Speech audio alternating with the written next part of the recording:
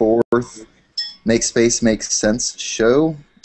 Today we're going to be talking about spatial grids in dance with Mr. Eric shiftedShapes. Eric, you want to introduce yourself and say a little about you for those who don't know? Sure. I've been dancing since, I don't know, maybe 1997 or something, but that's just the first time I ever danced at a party or something, like a college party. And I got into liquid and started going to raves maybe in 99, started popping maybe 2000, 2001, and I still do it, some. I don't really practice that much, but I train and I love it and always will. What's your connection to all this gridded stuff? I guess when I started and I was first getting into popping, probably the most popular element of it at that time was tutting, and that's what people were into. Wiggles was very popular then, and people were learning from his King Tut Sessions tape, and it was sort of seeping into the party scene.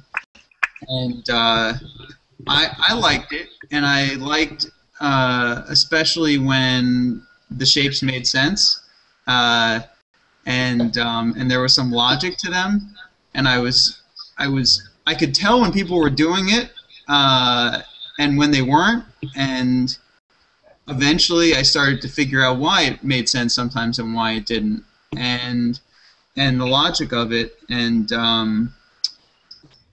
I started to work out a system, and it really came together after I took a few mime classes and learned the concept of fixed point. Nice. Matt, thoughts on fixed point? Because I know you work a lot with the idea of fixed point. Thoughts with fixed points? They're essential.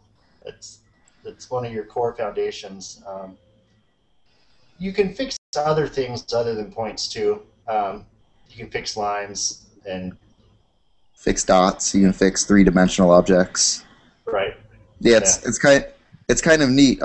When I initially started thinking about space and dance, I would say spatial isolation. And then I kept hearing fixed point, but it never clicked with me because I was like, I fix other things besides points. So why would I want to call it fixed point? Because I fix three-dimensional objects and I fix two-dimensional objects, and so it didn't quite make sense to me. And then Matt started talking to me about dimensionality, about 0-point objects, lines, planes, and whatnot, and he was still keen on that fixed vocabulary, so we started saying things like fixed point, fixed line, fixed plane, fixed object, fixed three-dimensional object, and it's like you start building around the idea of that fixed vocabulary. You can also have. They don't have to be fixed absolutely in space. You can have a drifting fixed point, and your control over it is still fixed. But it may be like moving along the line, but you're staying in contact with that line through the fixed point, right? Mm-hmm. It can get a little strange like that. So you're not always just stuck in space. Mm-hmm. You can be stuck onto something that's moving through space, Yeah, fixed point was one of those things for me that I learned a bunch of things just mechanically. I just learned things out of muscle memory, like this stuff, right? And then when someone said fixed point and define, I don't know, it was either Matt or Tiny was talking about the importance of fixed point, and I just sort of wish that I had learned about that idea when I was picking this up. When I was acquiring all this new stuff into my body, that would have saved me so much time if someone was like, yeah, there's just a point in space that you're moving around. That would have just defined, I don't know, helped define all the tut space and the... Eric, I'm kind of curious, when you went to those mime classes, what exactly did they teach? I think the thing that I mean, obviously they taught, you know, they taught the whole wall concept and how, you know, you move one part at a time. But the thing that made and they, you know, they taught the rope and all that stuff. But the thing that to me linked it with tutting and sort of clicked in my head and led me to go from fixed point and to develop fixed line was a sort of little pendulum illusion that this guy, Greg Goldstone, he's the teacher, also known as Goldmime, did, and he, I think, was like this. Actually, no, he might have been like this, right? And so he was just going 1, 2. So basically, he, you know, except he was doing it fluidly, so he'd go boom. I don't know how much fluid motion picks up on this, but you know, the elbows were points, right? And so they have this relationship with each other. But I realized that he's also creating a relationship between two lines, you know, with the forearms being the lines. And so I thought, you know, you could just as easily fix these lines and go to 90 degrees. And then you sort of, you know, build your system around these fixed lines. And so what I did was I think I took the intuition that people had, that you know, that FedEx had, and that just about everyone else has, that there are these sort of objects that we're playing with, and you know, you get into a zone and you start playing with the objects, but you realize that it's not just sort of a feel. There's a system there to be developed, and once I realized that I could fix the lines, I thought, wouldn't it be cool if I did the tutting and not just sometimes had this illusion going, but I always worked exclusively in the fixed line format. And that's what, you know, it was seeing that one thing that really, you know, started me on my journey. So would you be able to give like an example as to like what maybe a move or a shape of movements that you saw before you defined your own fixed lines, and then how you managed to clean that up, or maybe like how it has a specific example of how it was involved in your process? Yeah, I can tell you. I mean, it's interesting because the sort of default moves and the popular moves over time change, and the ones that were popular then are not necessarily the ones that are popular now. But I think that you guys are all old enough to remember that there was a time when everyone was sort of going like, you know, and playing around with this general area, right? So with fixed line, the way I would do it is I would probably start just by showing you this plane here, or this, you know, set of lines. I'd flip these up, pull one down, pull this one over, put this one back, over, back, over, back, over, back. And, you know, to give it some variation, I might move the body instead. Right. You know? And then the other thing I would do is my blow up, which wasn't much, but I would come around. Yes. You know?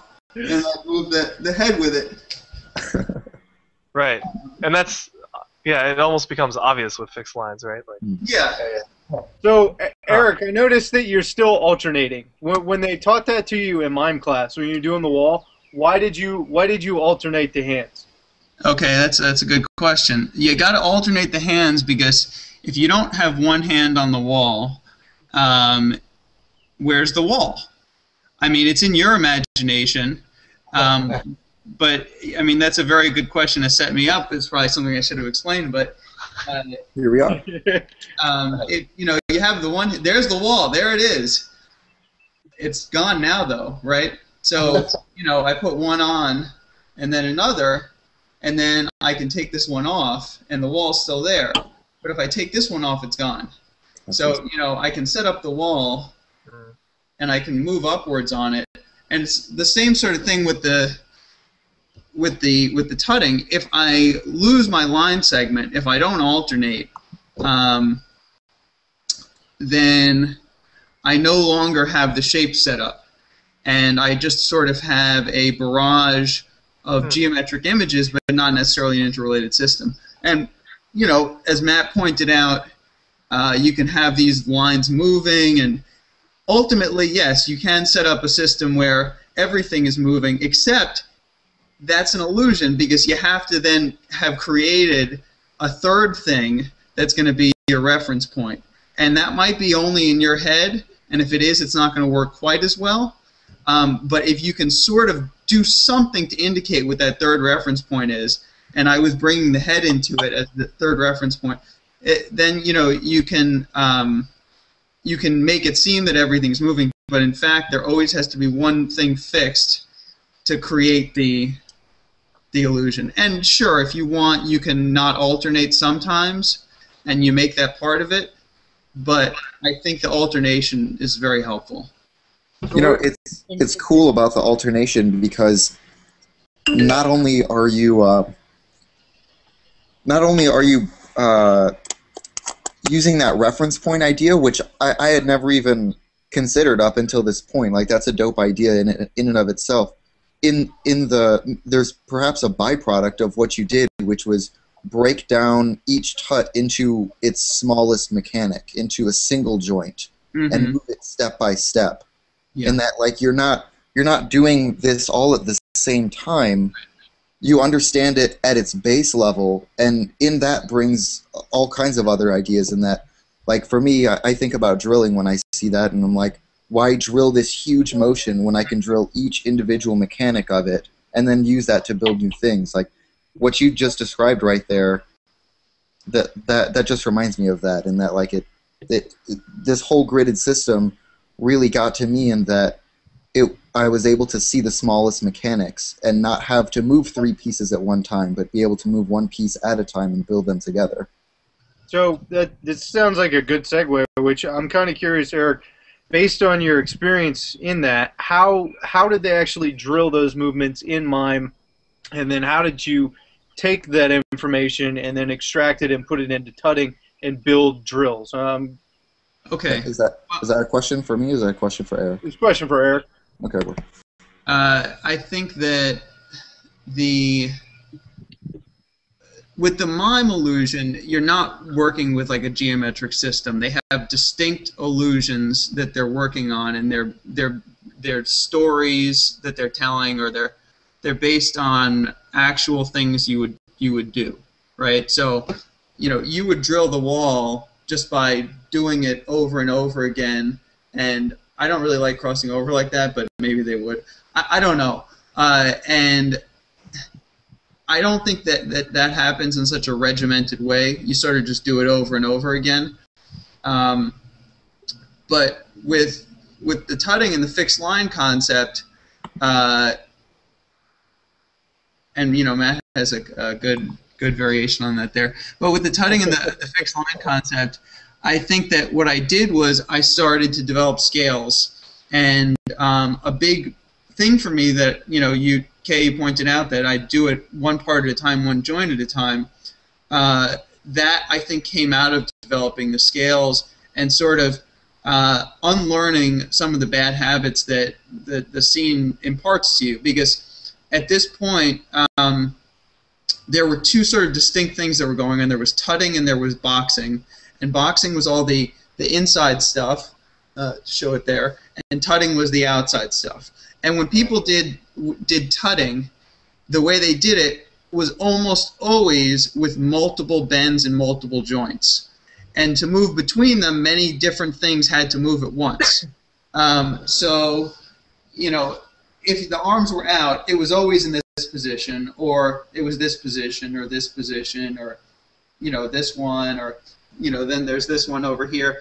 But the point is that if you see this, I have sort of a bend in my shoulder. The shoulder's out. I had this one going, and then I probably have this going at the same time. And if you want to start drilling with all this stuff going on, it's very difficult to develop anything new because there's already so much there, and you don't really have primitive points to start from. So what I started doing is I just would do the whole arm at once and work through the scales. So I'd go, 1, 2, and if you can't see, all the way up there, and 3, and then back down, and you do the same thing with the other arm, and you can then start doing them in opposition if you want. And when you get comfortable with that, you can maybe add another arm bend. So you have this one here, and then you have this, breakdown. And of course, you can just do one at a time. And eventually, you work your way up, and you can break, everything down joint by joint. So you might go 1, 2, and then 3, 4, 5, 6, 7, 8, 9, 10, 11, 12, 13, 14, 15, 16, 17, 18, 19. And you build up to it bit by bit, and you're sort of working those scales. And once you have those scales and you understand the range of movement, then you can start building things with it because you understand what positions look good and which ones don't. And then go ahead. Kai and Matt, how does the POI language tie in? Because they have a lot of directional language. Yeah, what I just saw Eric doing, where he started from a top and the bottom and worked the same pattern around different ends of the sequence, that could be thought of as split time opposite. No, same direction. Split time, same direction. Yeah, but the whole metaphor of time implies that you're on a clock with numbered things. So, and we're not working with a circle with that. We're working with a sequence, which may or may not cycle. Well, we are working. That particular one does work through a circle, which is why we can say that. But that when we're talking about working with circles, we're talking about working with planes. And like we had mentioned before, with dimensionality, you can have points, lines, planes, or full-on three-dimensional objects. So that language, for the most part, only ties into two-plane motion. Although now that they're doing things where they have like one here and it's moving wall plane, and one here and it's moving side plane at the same time, a lot of things that we do with dance, they're starting to develop new terminology for that.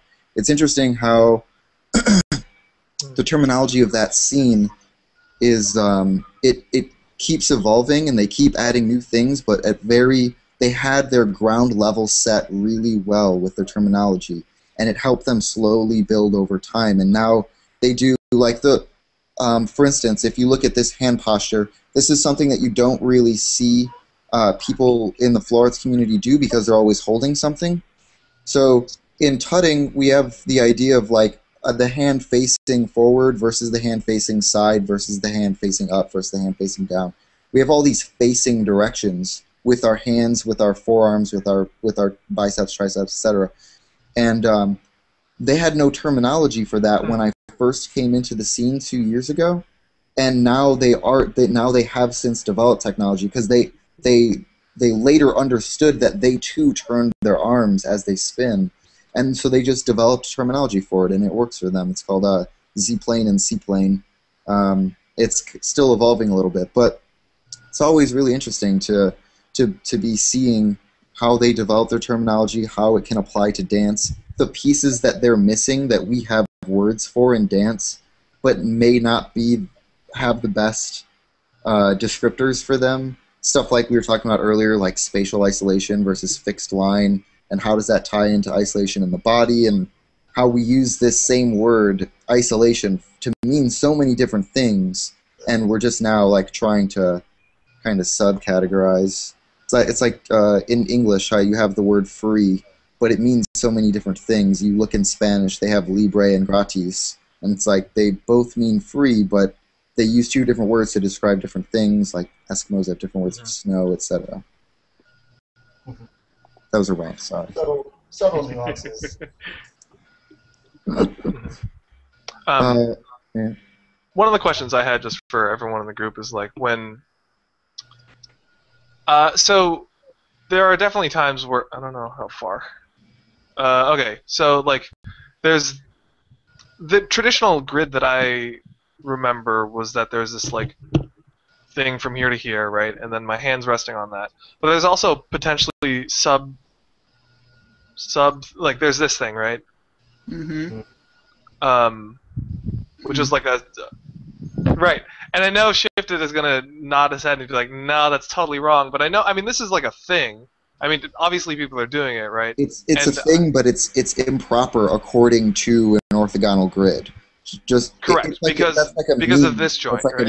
Yeah. I liked it until you did that. Right. I know, I understand, and like it's just like to what extent. Because we're getting smaller and smaller, and at some point you're just going to be like walking around a finger box, and everything around your body is completely sort of free, right, and sort of not a part of this structure anyway. At what point is this like? I don't know. I guess is there any comments about that? And then how do you? There's another thing I wanted to say is just like the amount of assurance that you have that you're on the grid. Like, what does it feel like to be on the grid? What does it feel like to snap in and to not be in there, I guess? It feels exactly like that. If you spend enough time in the positions, more to the point, if you're off position, you have a sense of where the nearest correct position is to course correct. Snapping to grid. If I go off grid for something, and maybe in here, yeah, or up in here, this kind of thing happening. I try to take in as few steps as possible the quickest way back to the correct grid position. Like I go and do my thing I wanted to do, but then I'm right back on the grid as soon as I can be. That's how I approach that. Some people may not want to ever leave the grid, but yeah, I feel the same way, and I started using this terminology called snap to grid. It's from like design tool, and it just like as I was moving stuff around in my design tool, and I saw it snapping. I was like, oh, that's kind of how I feel like with the grid in dance. Like I'm not always in it, but I'm always looking to be back in it. Yeah. I personally don't like being on the grid ever if I can avoid it. I feel like why are you here, dude? That's why you should learn the grid so that you can. Well, no, hear me out. Let me finish this. So, I've been meeting with a guy who's a professional photographer. He's mentoring me, and so we meet and we talk a lot about what makes a good picture. And if you look at a proper photograph, like they're always breaking things into grids. It's either thirds or fifths or fourths or whatever. Or phi. Yeah.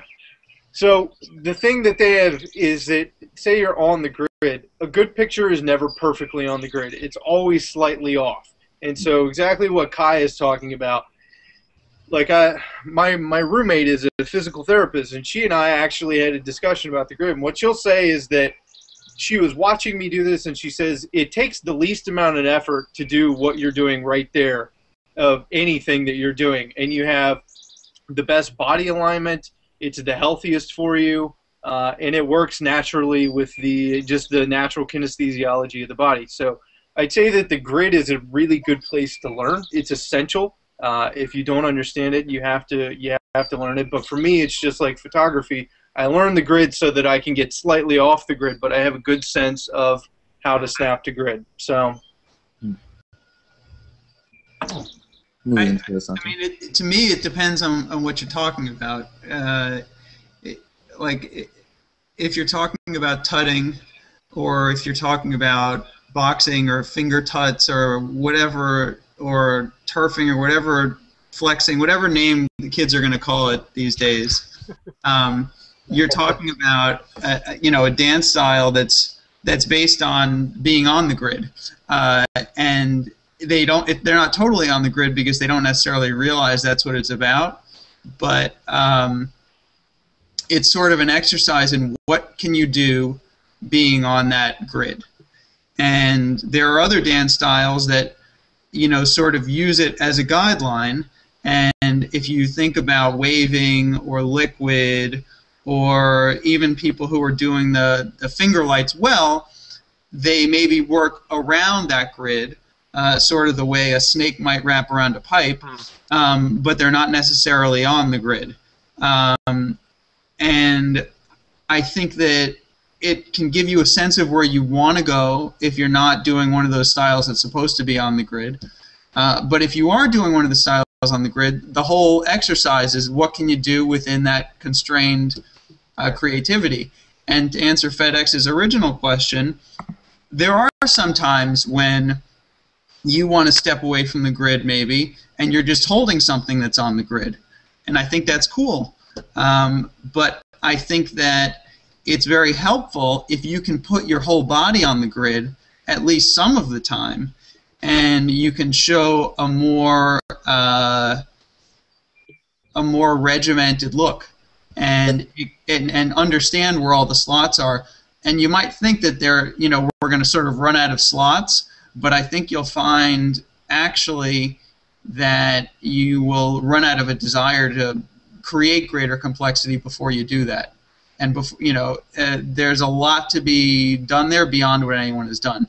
So you were showing originally how much you can break down here before you start getting off the grid, and I think you maybe had this one, and then it's just a common pattern that I see. And you wanted to go like this, and when you went like that, I looked at your elbow and I felt a little bit nauseous. But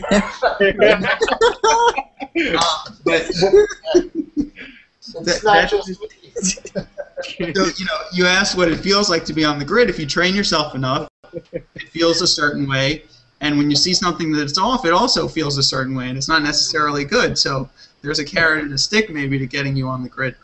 But there is different ways to break it down to get more detail in there, and some of them are closer than others. So you wanted to be like this, right?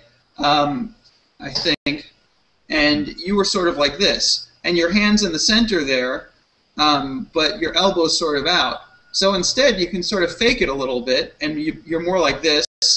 And if I'm wearing a sweatshirt or more clothes, you don't necessarily notice this little thing in here, which isn't perfect, but whatever.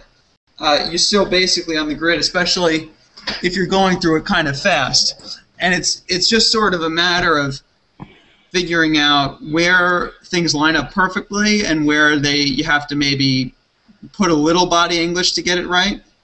But I think that the grid's a nice starting point, even if it's not your end point. Neato.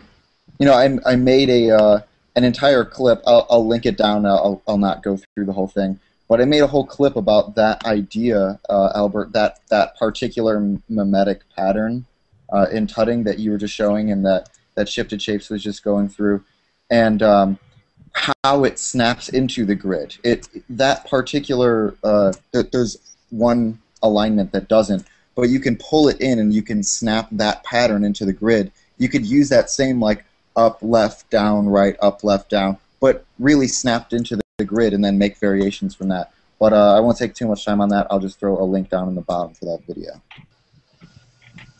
I did it at work one day, because that's how much work I do remember this clip. At this previous job.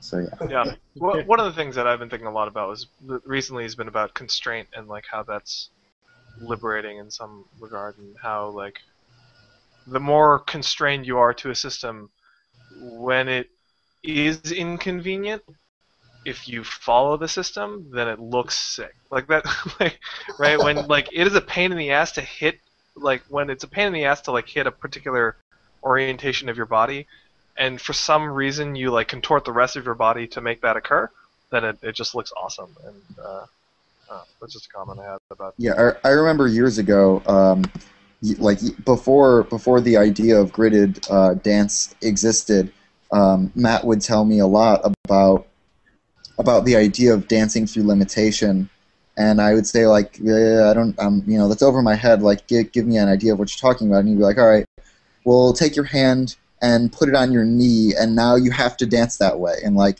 think of all the things that you can create with your hand attached to your knee.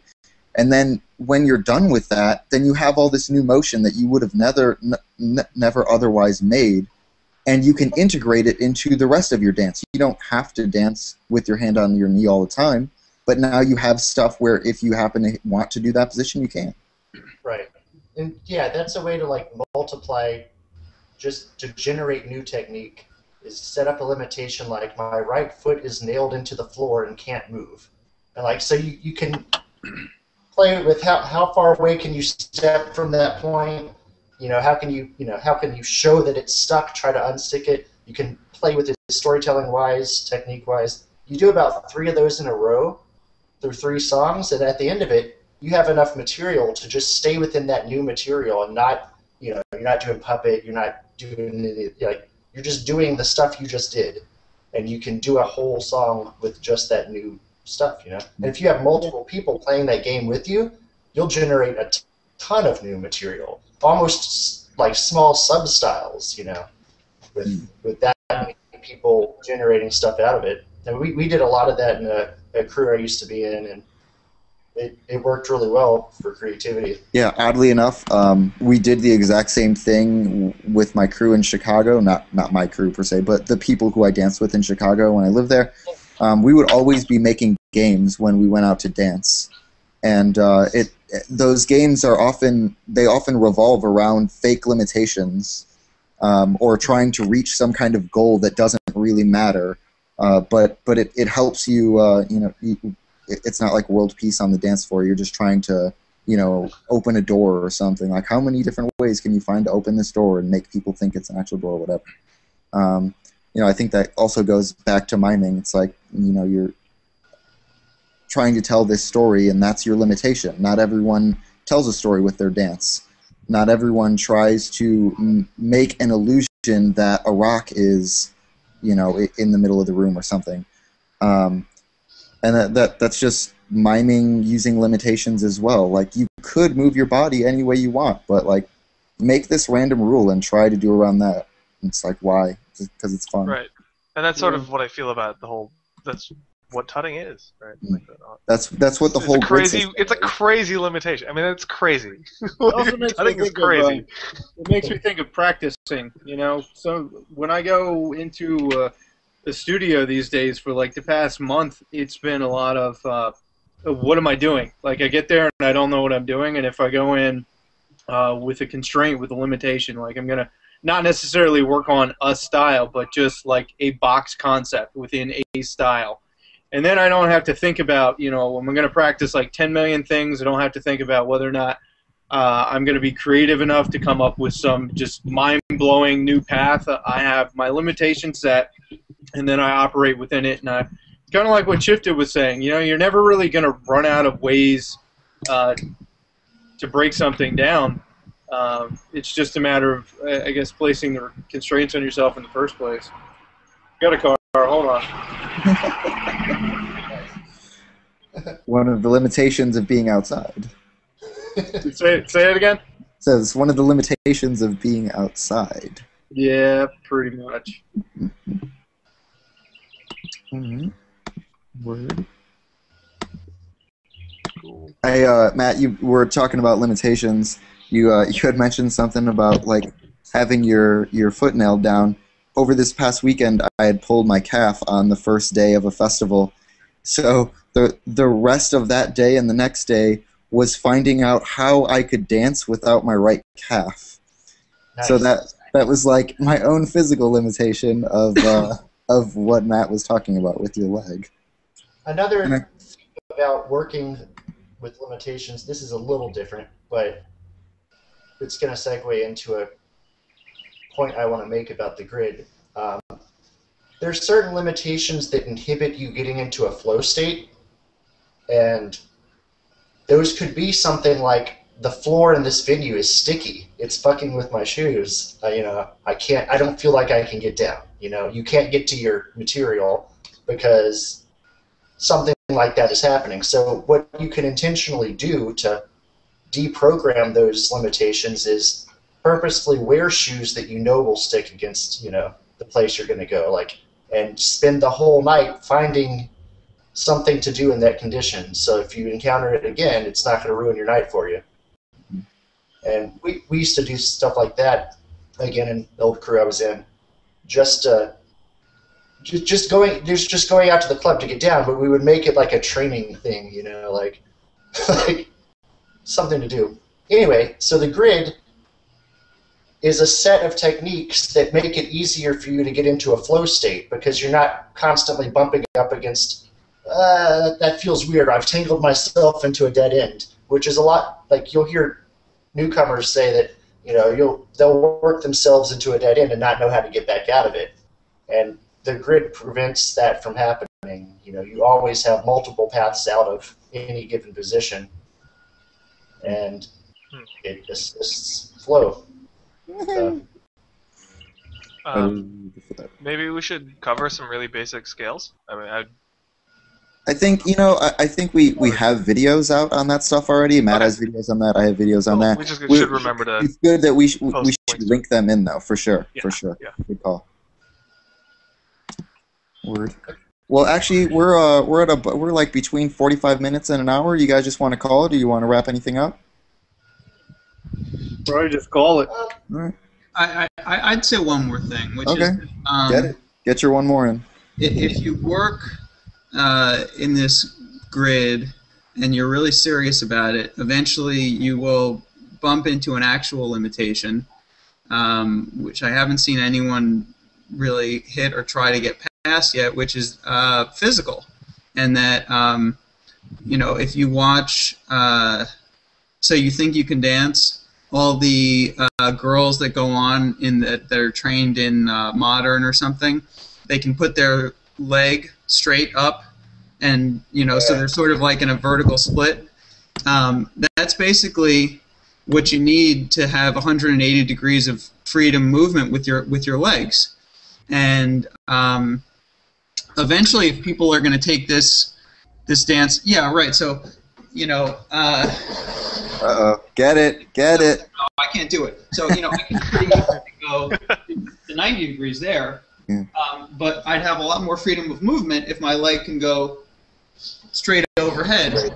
Likewise, if I could hold a handstand properly, and then if I could hold a handstand properly and do a split, that would give me more freedom. And I think that my point would be that ultimately I would like to see someone take this style of gridded dance and take it to its logical, unlimited physical conclusion. And I've been training for many years, and I don't know that I'll ever get there. It might be I was going to say you first. Yeah, well, maybe the first person will be my child. Who knows? Oh shit! Which I don't have yet, and I wouldn't necessarily torment him or her to get there. But I think that's what it's going to take. It's going to take someone who either starts with a gymnastics background or trains that way. And I think that as useful as this style is to regiment us normals who have a normal range of motion, it's more useful still to someone who would actually have that background. And if you watch modern dance or ballet, a lot of the aesthetic is to sort of be unstructured. And I would postulate that that's not because that's the best way to do it, but because that's the only way they've been able to do it. And there is, in fact, a higher order out there for someone with the brains and the brawn. Not me, but maybe someone someday. So You've got the most brawn here, homie. I don't know what we're talking about. it's quite a bit more than I have. Fair enough. All right, we're gonna cut it there then. Thank you, Eric Shifted Shapes, so much for being on the show. Have a post. You got a Yeah. PS? Yes. No. Oh, We're good. Jesus. All right. All right. So yeah, thank you for being on the show. Thank you everyone for coming through. We're a little late this week because it's a 420 special or something like that. That's what we're calling it. Happy holidays. And we'll be back. We'll be back on the 1st. Can you wave goodbye with your eyebrow, Albert? I don't know what that means. I don't know. You can do that eyebrow wave.